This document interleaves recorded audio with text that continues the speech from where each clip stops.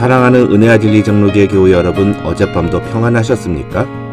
오늘도 하나님 앞에 정직하게 나아감으로 우리를 도우시는 하나님의 은혜를 경험하는 저와 여러분이 되시기를 주님의 이름으로 축원합니다.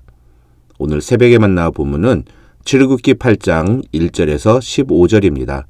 출애굽기 8장 1절에서 15절을 제가 읽어드리겠습니다.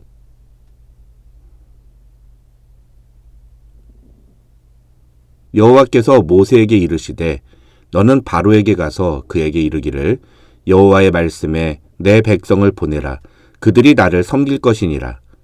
네가 만일 보내기를 거절하면 내가 개구리로 너의 온 땅을 치리라. 개구리가 나일강에서 무수히 생기고 올라와서 네 궁과 네 침실과 네 침상 위와 네 신하의 집과 네 백성과 네 화덕과 네 떡반죽 그릇에 들어갈 것이며 개구리가 너와 네 백성과 네 모든 신하에게 기어오르리라 하셨다 하라. 여호와께서 모세에게 이르시되 아론에게 명령하기를 네 지팡이를 잡고 네 팔을 강들과 운하들과 못 위에 펴서 개구리들이 애굽 땅에 올라오게 하라 할지니라. 아론이 애굽 물들 위에 그의 손을 내밀매 개구리가 올라와서 애굽 땅에 덮이니 요술사들도 자기 요술대로 그와 같이 행하여 개구리가 애굽 땅에 올라오게 하였더라. 바로가 모세와 아론을 불러 이르되 여호와께 구하여 나와 내 백성에게서 개구리를 떠나게 하라. 내가 이 백성을 보내리니 그들이 여호와께 제사를 드릴 것이니라. 모세가 바로에게 이르되 내가 왕과 왕의 신하와 왕의 백성을 위하여 이 개구리를 왕과 왕궁에서 끊어 나일강에만 있도록 언제 간구하는 것이 좋을는지 내게 분부하소서. 그가 이르되 내일이니라.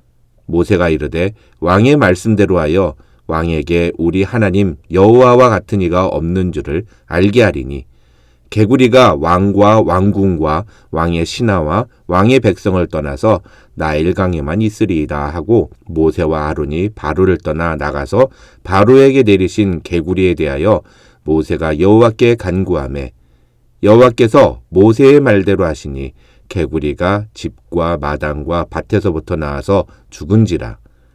사람들이 모아 무더기로 쌓으니 땅에서 악취가 나더라. 그러나 바로가 숨을 쉴 수 있게 됨을 보았을 때에 그의 마음을 완강하게 하여 그들의 말을 듣지 아니하였으니 여호와께서 말씀하신 것과 같더라.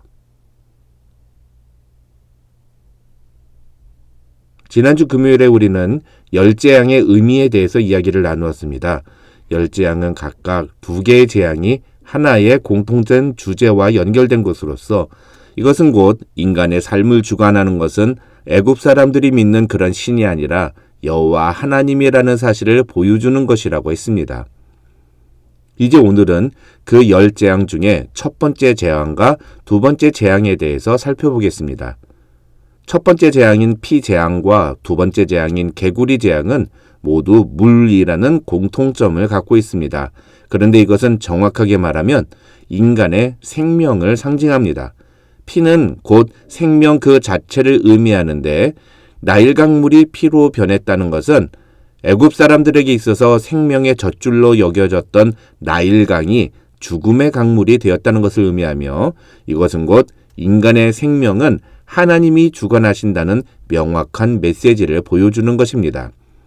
그러나 이 첫 번째 재앙이 임했을 때 바로의 태도는 놀랍게도 무관심한 것이었습니다. 7장 22절과 23절을 보면 모세와 아론이 하나님의 명령대로 나일강물을 피로 변하게 하자 바로는 자신의 요술사들에게도 똑같은 마술을 행하게 합니다. 중요한 건 바로의 마술사들도 모세와 아론이 했던 그 이적을 똑같이 행했다는 것입니다.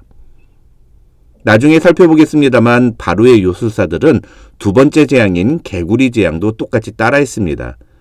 앞서 지팡이를 뱀이 되게 하는 이적까지 따라한 것을 포함하면 연달아 3번이나 그들은 모세와 아론의 행동을 똑같이 따라했습니다. 그러니 바로는 모세와 아론이 보여주는 이적이 별거 아니라는 생각을 하고 모세와 아론의 말을 듣지 않았고 그 일에 관심도 가지지 않았던 것입니다.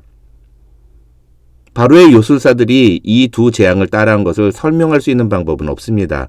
그러나 이 과정을 통해 우리는 하나님의 능력을 흉내내며 그것을 통해 하나님의 뜻을 방해하는 사단의 세력에 대해서는 분명히 말할 수 있습니다. 다시 말해서 사단은 인간이 깜짝 놀랄 만한 능력을 보여줌으로써 사람들의 마음을 사로잡고 그래서 그들이 하나님의 말씀에 대해 무관심하게 만드는 일을 얼마든지 할 수 있다는 것을 우리는 인정해야 한다는 것입니다.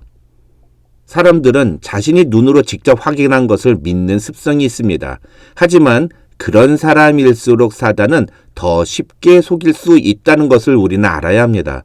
눈에 보여주기만 하면 얼마든지 속일 수 있기 때문입니다. 그런 점에서 우리에게 중요한 것은 어떠한 능력, 어떠한 현상이 과연 하나님으로부터 온 것이냐 아니면 사단이 하는 행위이냐를 분별하는 것입니다. 하나님으로부터 오지 않은 그 어떤 것도 심지어 우리의 눈을 깜짝 놀라게 할 만한 그 어떤 이적도 우리는 마음이 현혹돼서는 안 된다는 것을 잊지 말아야 합니다. 하나님은 모세를 통해 하나님의 뜻을 바로에게 분명하게 전하셨습니다. 그리고 그것이 사실이라는 것을 증명하기 위해 나일 강물을 피로 바꾸는 재앙을 보여주셨습니다. 그러나 바로의 요술사들이 그와 똑같은 마술을 행하자 바로는 하나님의 명령을 무시했습니다. 바로에게 있어서 중요한 것은 하나님의 말씀이 아니라 그 이적을 행할 수 있느냐 없느냐 그 자체였던 것입니다. 두 번째 재앙인 개구리 재앙은 그런 점에서 첫 번째 재앙과 약간 다른 면이 등장합니다. 이 개구리 재앙도 첫 번째 피 재앙과 전개되는 과정은 똑같습니다.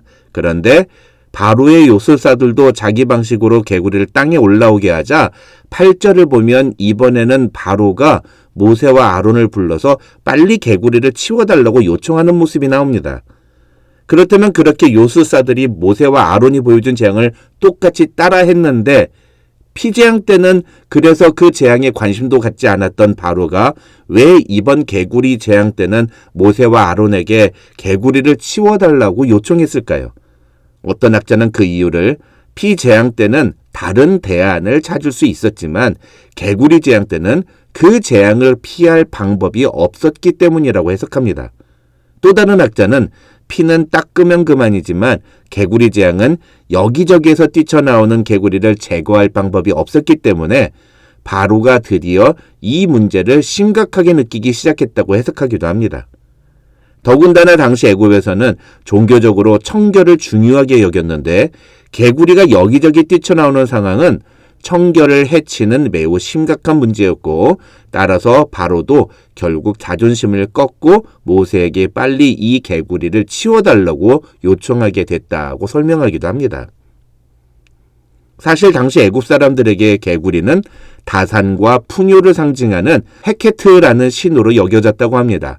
그래서 개구리가 많은 시즌에는 사람들이 그 해에 많은 수확을 거둘 것이라고 예상했다고 합니다.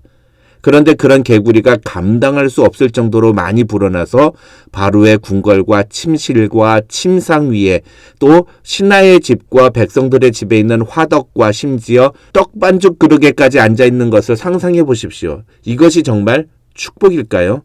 돈이 많은 것은 인간에게 분명히 축복이고 행복한 일입니다. 그런데 그 돈이 엄청나게 많아지면 인간이 과연 행복을 느낄까요? 어마어마한 금액의 복권에 당첨된 사람들의 80%가 파산이나 자살을 하게 되었다는 어느 신문 기사를 본 적이 있습니다.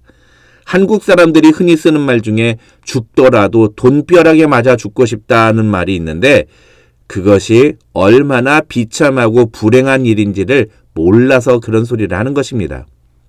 그런데 여기서 우리가 주목해야 하는 또 하나의 대목이 있습니다. 그것은 바로 이러한 재앙들을 통해 자신의 뜻을 분명하게 전하시는 하나님의 메시지를 대하는 바로의 태도입니다. 첫 번째 재앙 때 바로는 모세와 아론을 통해 전달되는 하나님의 말씀을 듣지 않았습니다. 성경은 바로가 하나님의 말씀에 관심도 가지지 않았다고 분명하게 말했습니다. 왜냐하면 당장 자기에게 피해가 없기 때문입니다. 그러다가 두 번째 재앙 때는 달라집니다. 물이 피로 변했을 때는 어떻게든 마실 물을 구했지만 개구리는 도저히 피할 수가 없었던 바로는 모세와 아론을 불러서 여호와께 구하여 나와 내 백성에서 개구리를 떠나게 해달라고 말합니다. 여러분, 이 모습 어디서 본 것 같지 않습니까? 그렇습니다. 이 모습은 우리가 얼마 전까지 살펴본 여로보암 왕의 모습과 똑같습니다. 물이 피로 변하는 것이나 개구리가 온 사방천지에 튀어다니는 이적들은 모두 다 모세가 전하는 하나님의 말씀이 사실임을 증명하는 도구라는 점에서 여로보암이 세운 제단이 갈라져서 재가 쏟아지는 징조나 또 여로보암의 손이 마른 그런 징조들과 하나도 다를 바가 없는 것입니다. 그때 여로보암이 어떤 태도를 취했습니까?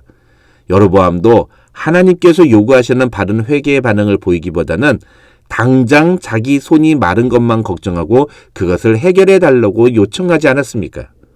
오늘 본문 8절에 나오는 바로의 모습도 바로 그런 모습입니다. 물론 바로는 그 뒤에 이 문제만 해결해주면 하나님이 말씀하신 대로 이스라엘 백성들을 보내겠다고 약속하긴 합니다. 그러나 15절을 보면 그렇게 하나님이 모세의 기도에 응답하셔서 모든 개구리들을 다 죽이시자 그때부터 다시 바로는 마음을 완강하게 하여 자기가 한 약속을 지키지 않았다고 성경은 말합니다.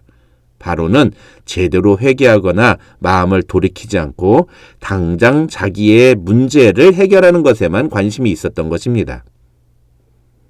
담임 목사로서 어떤 메시지가 이렇게 계속 반복해서 우리에게 주어지는 것은 하나님께서 우리에게 주시는 분명한 사인이라고 생각합니다. 그렇다면 우리는 그렇게 반복적으로 주어지는 말씀에 과연 어떤 태도를 취하고 있습니까? 우리의 모습이 오늘 본문에 나오는 바로나 여로보암과 다르다고 확신할 수 있습니까? 사랑하는 성도 여러분, 하나님은 우리의 삶을 책임지시는 분이십니다. 그 하나님은 우리가 하나님의 말씀에 온전히 순종하기를 원하십니다. 바로와 같이 하나님이 몇 번이나 사인을 주시는데도 심지어 그것이 엄청난 피해와 고통으로 다가오는데도 그 메시지를 깨닫지 못한다면 그것은 너무나 어리석은 일이 아닐 수 없습니다. 오늘 하루 하나님께서 우리에게 주시는 말씀을 바로 깨닫고 그 말씀에 바르게 반응하기로 결단하는 저와 여러분이 되시기를 주님의 이름으로 축원합니다.